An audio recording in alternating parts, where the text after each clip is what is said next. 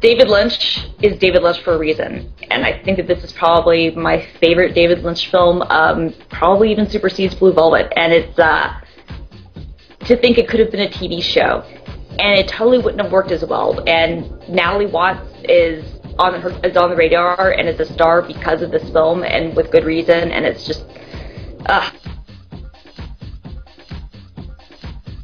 in many ways, the coming out party for Guillermo del Toro, because he's that guy who did Blade or whatever. But no, this guy can tell beautiful stories, and when you look at the art that he himself came up with, he can create visually dynamic and immersive experiences as you're watching this big screen.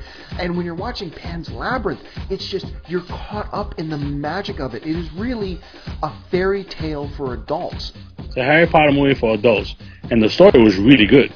The way it was shot, the story, the girl. The animation's great, the story's great, and it's one of those films that even if you're not a foodie, you kind of want to become a foodie. Not only is Ratatouille completely hilarious and completely funny, but so charming in so many different ways. I mean, the one scene between the dad rat and Ratatouille in the street when the dad says, you can't change nature, and Remy says back to him, nature is change.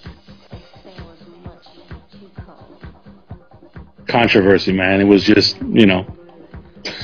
what can you say? And there was another one that was very well shot and very well acted across the board. Art should stir emotion, and I don't know that any movie of the past 10 years stirred more emotion and controversy than Passion of the Christ. No Country for Old Men is one of those films that starts out slow, you don't know where it's going, and it's anyone who is wanting to know how to pace a film should sit down and should be forced to watch No Country for Old Men and see what the Coen brothers did, because the pacing is absolutely perfect. You're on the edge of your seat the entire time. One of the best screen villains in ages. Javier Bardem ruled this film. Not only is it Mickey Rourke's kind of return, it's such a great kind of profile of what happens when you go from being on top to being forgotten. It's hard to argue that Spider-Man 2 doesn't deserve to be up here, but I don't even think it's the best. The decade that was, this was the decade of superhero movies. I personally think X-Men 2 is the greatest superhero film. Did a very good job with Batman Begins, and then of course, with The Dark Knight, and then Jon Favreau, Iron Man, and Spider-Man and stuff like that, and they were all really good. There's action and intrigue and political intrigue and suspense and revenge and so many things going on in this film. I love that movie. What better way to get revenge on somebody, huh? Killing your your family. The story for me was awesome too. The acting, the story, the way it was shot, the whole way it looked. Everything was awesome for me on that movie. Pixar yet again makes what I think is easily hands down the best film of the year. The first 10 minutes you're crying your eyes out, then you're laughing your head off, and it's so touching and emotional and moving, and just Pixar seems to do it again and again and again. It's one of the best examples of why movies matter. We so oftentimes like to, people like to forget and think movies don't really count for anything, but you watch a film like Up, which is animated and makes you feel so many emotions and takes you into so many places and just transcends the fact that you're sitting in a theater with a ton of other people, and it's just one of those great stories of love and devotion and hope. It's a great story and a great film. I don't dig musicals, but the editing and the cinematography and the colors and the sound and the music performance, and I was almost crying at the end. This movie's beautiful.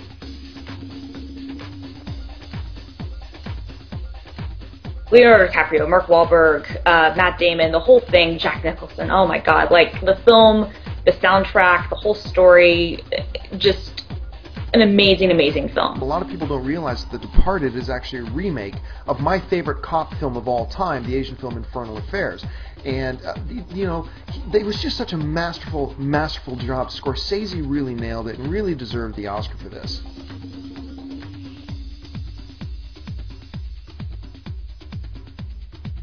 Enough said. That movie was those movies were just awesome, including the DVDs that were the director's cut. Those are all incredible. When talking about Lord of the Rings, one of the things that I've always said about it is that it is the greatest single achievement in the history of film. And what I've always meant by that is that when you consider all the elements that go into making a motion picture, cinematography, script, dialogue, acting, special effects, direction, editing. When you look at all the different arts that goes into making a film, I don't believe that any one single film has ever achieved more than The Lord of the Rings: The Return of the King. And in that sense, I think it's probably the greatest achievement in the history of cinema, and probably my pick for the very best film of the decade. Well, that does it for our list. I'm sure yours might look a little bit different than ours.